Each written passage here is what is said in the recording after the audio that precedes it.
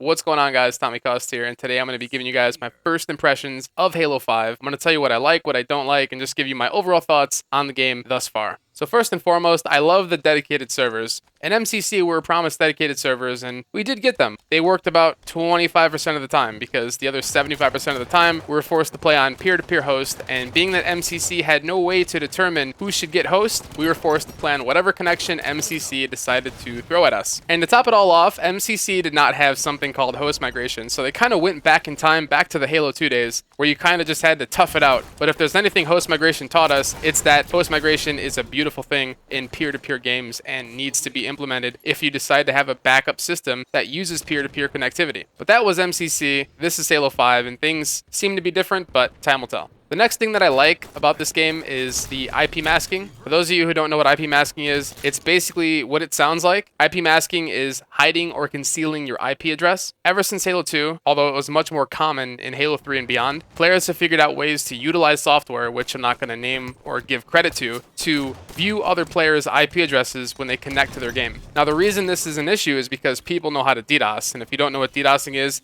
a DDoS attack is a distributed denial of service attack, and that's kind of what it sounds like too. It denies you of your service, so it kicks you offline. And players, when they have your IP address, they can DDoS your home connection, and you'll lag out of whatever game you're playing, and they could potentially hold you offline if they really dislike you. And if you don't know how to change your IP, then you're really in trouble. So IP masking is a great thing. I think that game developers should all take that initiative, take that step in that direction, because it benefits the people playing their game. Something else I could really appreciate is the amount of jumps on basically every map. I've always been a fan of learning jumps, in Halo 2 and Halo 3 especially. Jumps can really increase the skill gap between players. More often than not, you can tell how experienced a player is or how comfortable they are by how well they move around the map. Now, I'm not saying that I like every map or I think every map is a competitive or great map, but what I am saying is by learning these jumps, you can really set yourself apart from other players. The next thing I like is how smooth the game feels. Halo 5, opposed to MCC, it feels like a constant 60 FPS, where on MCC, for example, if you played the map Stonetown, there are certain areas of the map where you would experience frame drops. The map would kind of get laggy. But fortunately in Halo 5, I haven't experienced any frame drops yet, so that's one positive thing it has going for it.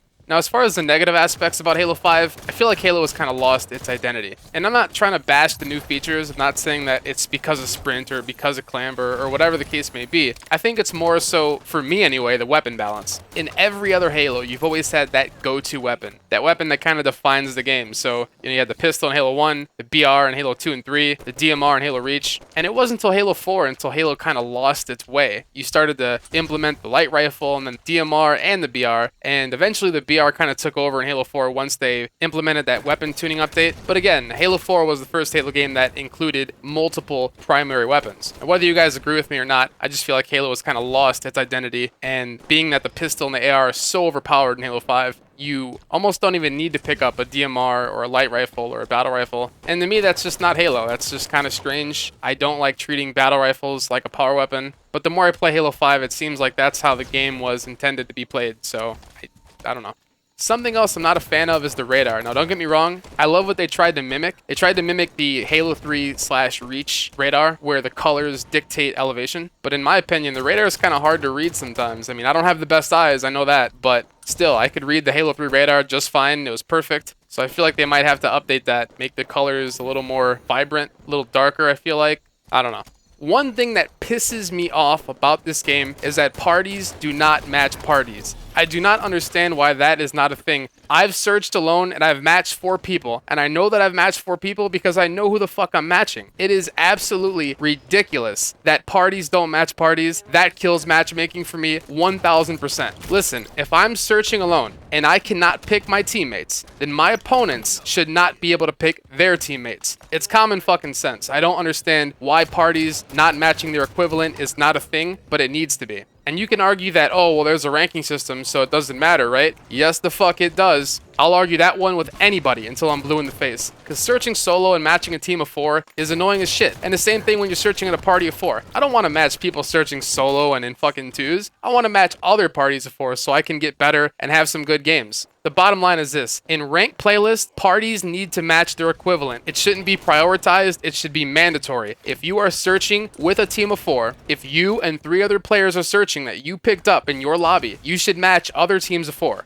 Simple. Something else that I'm not a fan of that probably won't change though is the weapon indicators. I feel like that really reduces the skill gap between players because it takes skill to know where the weapons spawn and when the weapons spawn. Bro, you got fucking pro players working for you. You got Neighbor, you got fucking Ghostiami and Dursky. These guys aren't telling you this shit. They had coaches. When they would play at events, they had coaches telling them when the weapons were going to be up. That shit takes skill. And for you guys to say that you're putting out a competitive game or this game is geared towards competitive play, and then you have weapon indicators over the weapons telling you when they're going to be up, and you got a fucking guy calling out to you that's not even a real person. Like, I don't get it. That's not competitive at all. That's just the game basically doing the work for you. The next thing I'm not a fan of is the weapon balance. When you spawn with an assault rifle, that's the equivalent of a turret, and then you have a pistol in your hand that you can zoom in with and is basically the equivalent of a battle rifle or a DMR. That kind of negates the need to even go for a DMR or a light rifle or a battle rifle, and those weapons are kind of rendered useless. One change I would like to see is the AR and the pistol getting nerfed, and I think as the game goes on, more and more people will agree with that. As of right now, when you are playing at the highest level, when you're playing against champions in this game, you will be crouched on. And it's super annoying to run across the map, grab a battle rifle or a DMR or whatever, and then some kid's crouching on you with an assault rifle, and he's doing the same amount of damage on you that you would expect from a Warthog.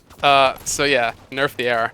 Overall, Halo 5 is a decent game. I'm not going to say it's a great game, but I'm not going to say it's a bad game either. It's definitely not as bad as Halo 4, but I won't be taking this game serious on a competitive level. I'm just going to play it casually. The whole parties not matching parties thing really kills my vibe, so I'm just going to play casually, and I'll get the champion when I get there, and we'll see what the future holds for Halo 5. I mean, hopefully 343 introduces some nice patches and addresses some of these issues, but as always, that's it for me. Be sure to like, favorite, comment, subscribe. Love you guys. Peace.